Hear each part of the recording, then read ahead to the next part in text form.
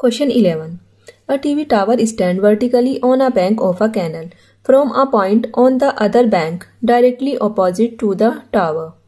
The angle of elevation of the top of the tower is 60 degree from another point 20 meter away from this point on the line joining this point to the foot of the tower. The angle of elevation of the top of tower is 30 degree. See figure. यहाँ पर हमें ये figure इन्होंने अपने आप बना कर दी है. Find the height of the tower and the width of the canal. चलिए फिगर से समझते हैं. ये एक टावर है. टावर के ऑपोजिट में हमें एंगल ऑफ एलिवेशन दिया है. ये पॉइंट है यहाँ पर 60 डिग्री. यहाँ से हमें एंगल ऑफ एलिवेशन दिया है 60 डिग्री. अब इन्होंने आगे बोला है अगर हम इस पॉइंट से थोड़ा आगे जाते हैं तो फिर जो हमारा एंगल बनता है टावर के टॉप से फुट तक वो बनता है 30 डिग्री. और हमें ये डिस्टेंस दी है 20 मीटर. हमें फाइंड क्या करना है? Find the height of the tower. हमें इस टावर की हाइट फाइंड करनी है and the width of the canal. और हमें ये विड्थ फाइंड करनी है. यानी हमें BC फाइंड करना है और हमें AB फाइंड करना है. चलिए फिगर को एक बार और समझते हैं. ये कोई इन्होंने हमें टावर दिया हुआ है जो कैनल के किनारे लगा हुआ है. वर्टिकली ये लगा हुआ है. अब यहाँ पर ये कोई पॉइंट है जिससे ये हमारा एंगल बन रहा है एंगल ऑफ एलिवेशन 60 डिग्री. अब इन्होंने हमें बोला है अगर हम इस पॉइंट से आगे चले जाते हैं कितना आगे 20 मीटर ये इन्होंने हमें डिस्टेंस दी है तो हमारा एंगल ऑफ एलिवेशन कितना हो जाता है टावर के टॉप से एंगल ऑफ एलिवेशन कितना हो जाता है 30 डिग्री. हमें फाइंड क्या करना है? हमें टावर की हाइट फाइंड करनी है यानी हमें AB फाइंड करना है and width of the canal यानी हमें BC फाइंड करना है. हमें क्या फाइंड करना है? हमें ये डिस्टेंस फाइंड करनी है. BC हमें फाइंड करना है एंड CD इन्होंने हमें दिया हुआ है. चलिए अब हम स्टार्ट करते हैं. अगर हम पर्टिकुलरली देखें तो इन्होंने ना तो हमें परपेंडिकुलर दिया है और ना ही हमें बेस दिया है. बेस में सिर्फ हमें ये दिया है CD. हमें ये पूरा बेस नहीं दिया है. चलिए पहले हम इस वाले बड़े ट्राइंगल में ही लेंगे. यहाँ से हमारे दो ट्राइंगल बन रहे हैं ABC एंड ABD. सबसे पहले हम इस वाले ट्राइंगल में ही लेंगे ट्राइंगल ABD में. हमें BC फाइंड करना है. हम इसको कितना सपोज कर लेते हैं X. हमने मान लिया BC हमारी कितनी है X मीटर. चलिए अब हम लेते हैं ट्राइंगल ABD में. यहाँ पर लिखेंगे इन ट्राइंगल ABD. यहाँ पर हम क्या लेंगे? परपेंडिकुलर लेंगे और बेस लेंगे. परपेंडिकुलर और बेस किस में होता है? tan में होता है. और एंगल हमें कितना दिया है 30 डिग्री. यहाँ पर हम लिखेंगे tan 30 degree equals to perpendicular. Perpendicular कितना है AB अपॉन बेस. बेस ही हमारा कितना हो जाएगा इस बड़े ट्राइंगल के लिए? बेस हो जाएगा हमारा BD या DB आप कुछ भी लिख सकते हैं. tan 30 की वैल्यू कितनी होती है 1 अपॉन √3. AB हमें दिया हुआ नहीं है. BD को हम क्या लिख सकते हैं? हम BD को लिख सकते हैं 20 प्लस X या X प्लस 20. क्या लिख सकते हैं? X plus 20. यहाँ से अगर हम AB निकालें तो कितना आ जाएगा √3. AB equals to X plus 20 and AB equals to कितना आ जाएगा X प्लस 20 अपॉन √3. यहाँ से ये हमारा परपेंडिकुलर निकल के आ गया AB equals to X plus 20 upon √3. अब हम लेंगे अपने इस छोटे वाले ट्राइंगल में ट्राइंगल ABC में. यहाँ पर लिखेंगे इन ट्राइंगल ABC. यहाँ पर हमें एंगल दिया है 60 डिग्री. यहाँ पर भी हम परपेंडिकुलर और बेस लेंगे और एंगल हमें कितना दिया है 60 डिग्री. परपेंडिकुलर और बेस किस में होता है? tan में होता है. हम यहाँ पर लिखेंगे tan. एंगल हमें दिया है 60 degree. tan 60 degree equals to perpendicular यहाँ पर कितना है AB अपॉन बेस. अब यहाँ पर हमारा कितना हो जाएगा BC. ये हमारा बेस होगा इस ट्राइंगल के लिए.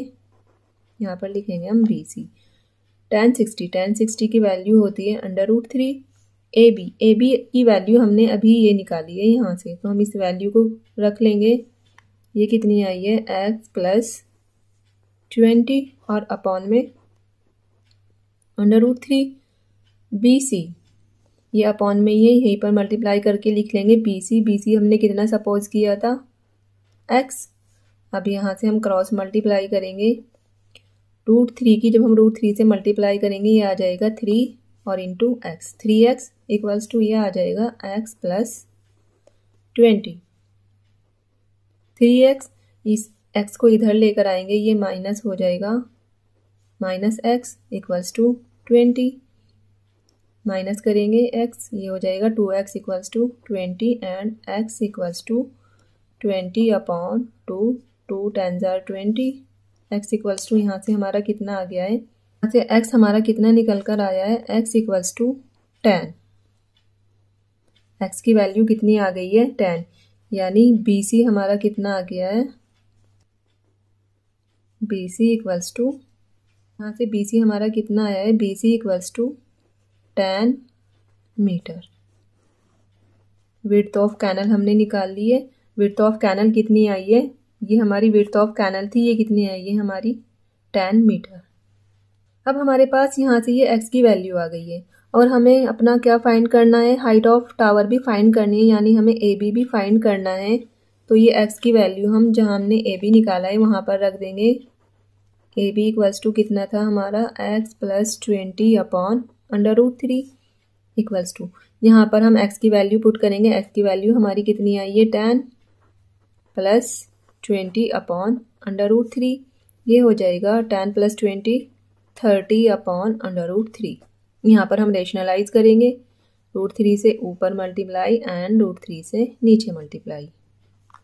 ऊपर क्या हो जाएगा 30 √3 अपॉन में √3 की मल्टीप्लाई जब हम √3 से करेंगे कितना हो जाएगा 3 से, अब हम 3 से हम डिवाइड करेंगे 30 को, 3 1 3 10 टाइम हो जाएगा। यहाँ से AB कितना आ गया है हमारा, AB इक्वल्स टू 10 √3 मीटर। ये आ गई है हमारे पास टावर की हाइट। हम यहाँ पर लिखेंगे height of tower, height of the tower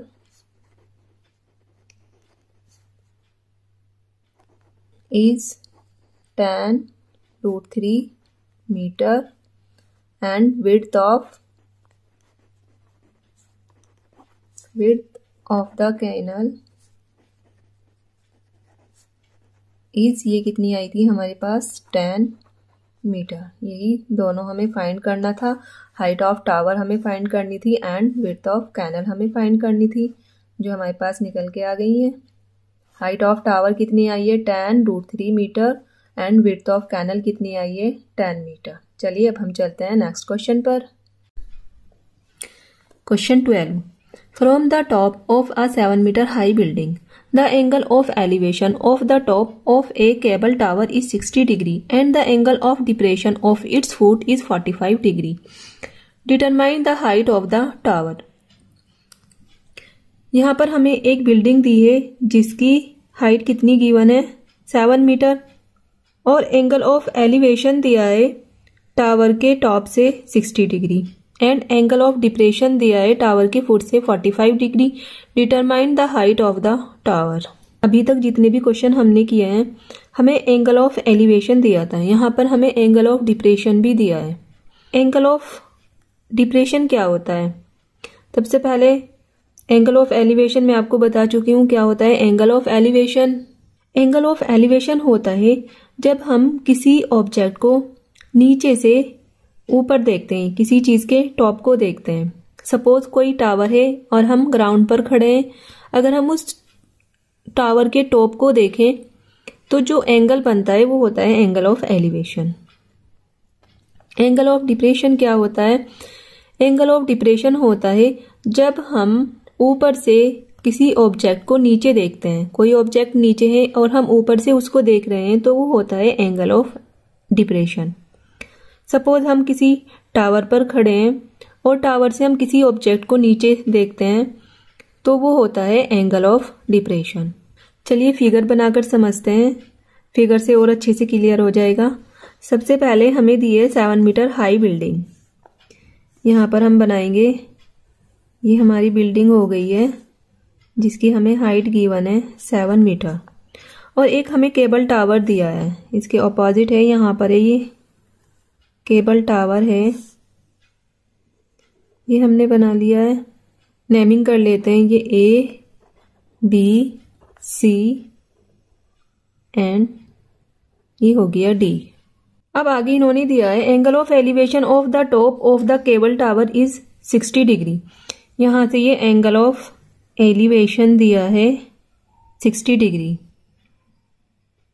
ये हॉरिजॉन्टल लाइन बनाएंगे क्योंकि एंगल ऑफ एलिवेशन हमारा हॉरिजॉन्टल से बनता है, तो ये दिया है हमें 60 डिग्री। अब आगे इन्होंने क्या बोला है, the angle of depression of its foot is 45 degree. Tower के फुट ये है, तो जो यहां से एंगल बन रहा है ये एंगल ऑफ डिप्रेशन ये बन रहा है हमारा 45 डिग्री। ये यहाँ पर एंगल 45 बना है एंगल ऑफ डिप्रेशन, तो ये कितना हो जाएगा 45 डिग्री, क्योंकि जितना ये वाला एंगल होगा उतना ही ये होगा। ये वर्टिकली अपोजिट एंगल होते हैं, ये आपस में इक्वल होते हैं। अब हमारे से पूछा क्या है, determine the height of the tower. हमें इस टावर की यहाँ से यहाँ तक ये हमें हाइट बतानी है, हमें ये पूरी हाइट बतानी है टावर की। इसका नाम यहाँ पर रख लेते हैं E।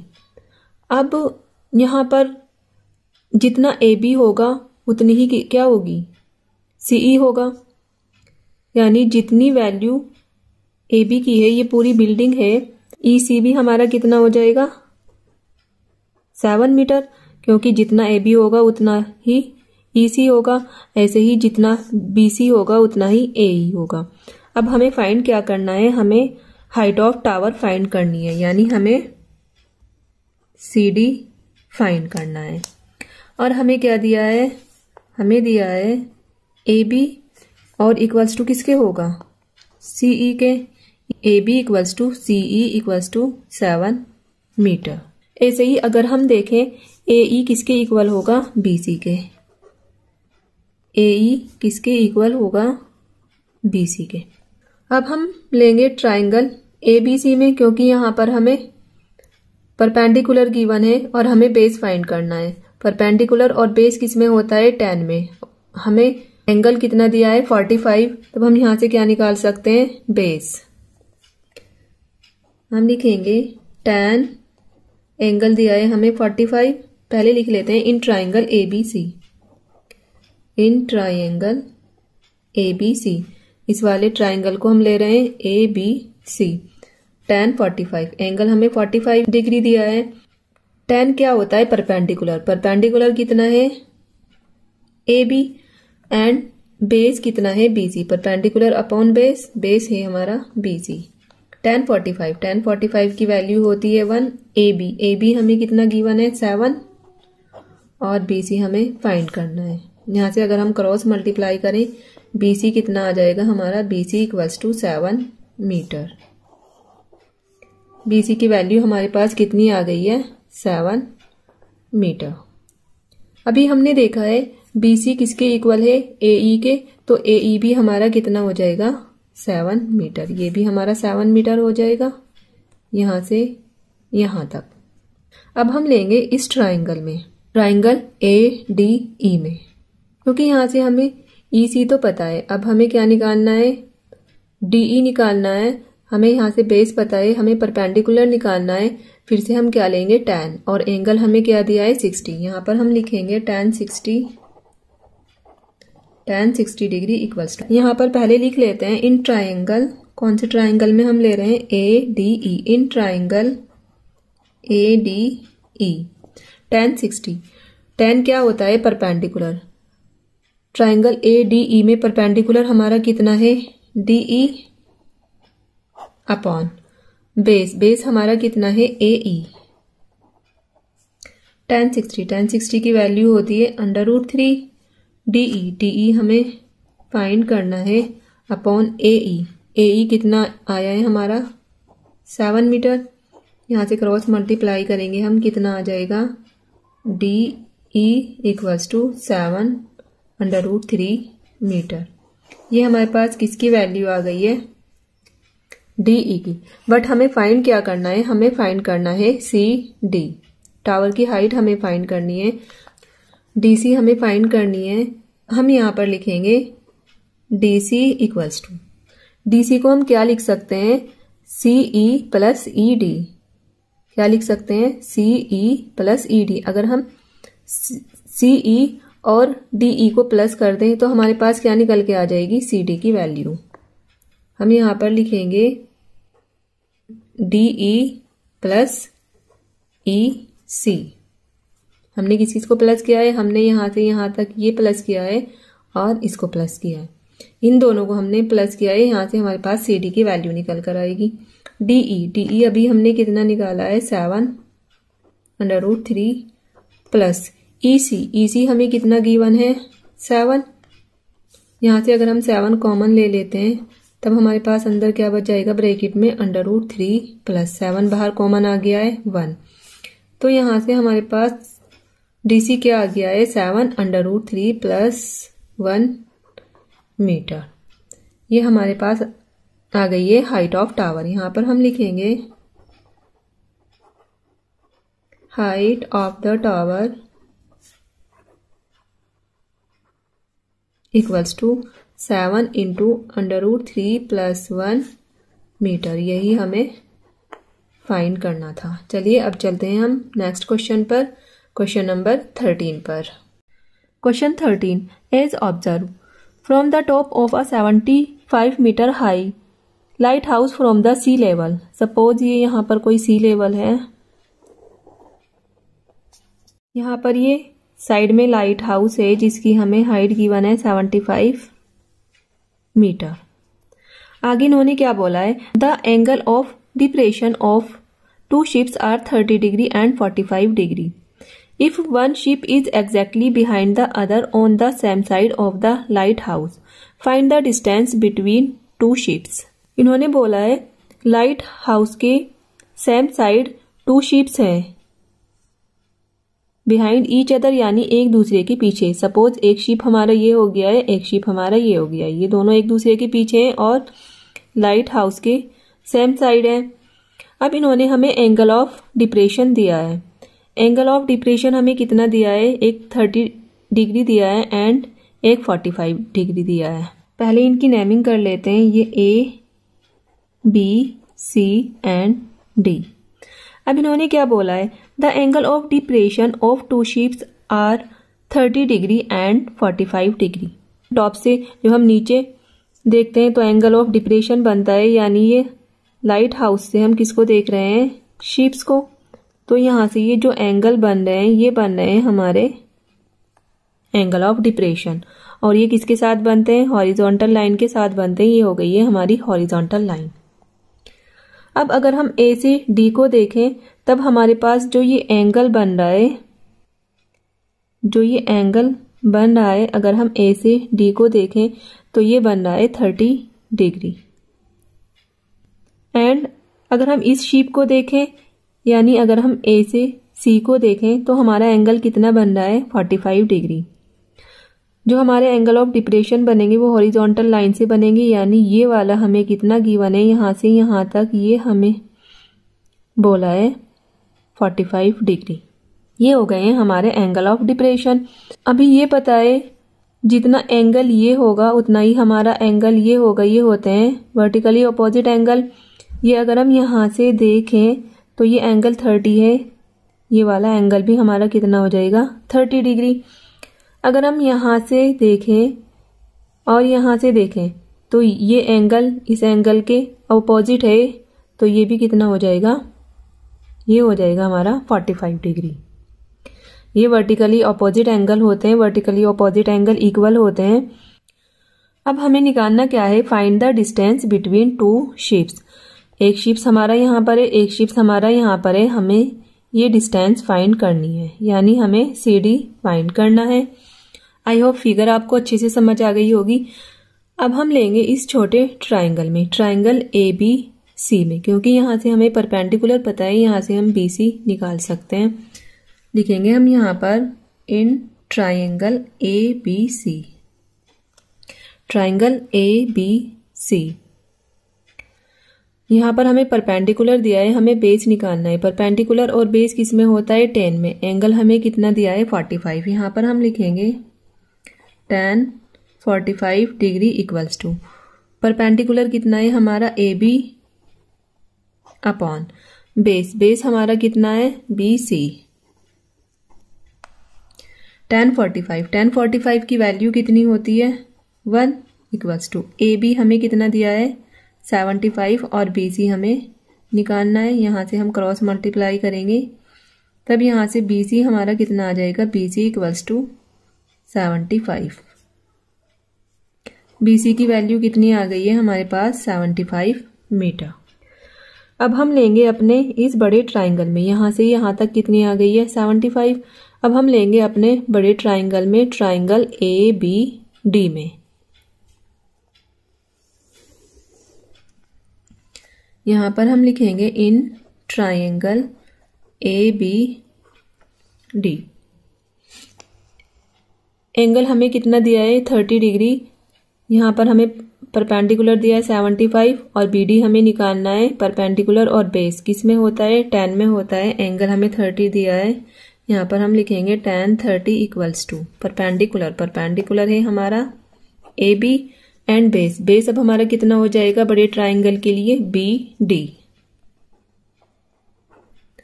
tan 30 की वैल्यू कितनी होती है? 1/√3 AB हमें कितना गिवन है? 75 एंड BD हमें निकालना है। यहाँ से हम क्रॉस मल्टीप्लाई करेंगे, तब यहाँ से BD कितना आ जाएगा? BD equals to 75√3। ये आ गया है हमारे पास BD। अब हमें फाइंड क्या करना है?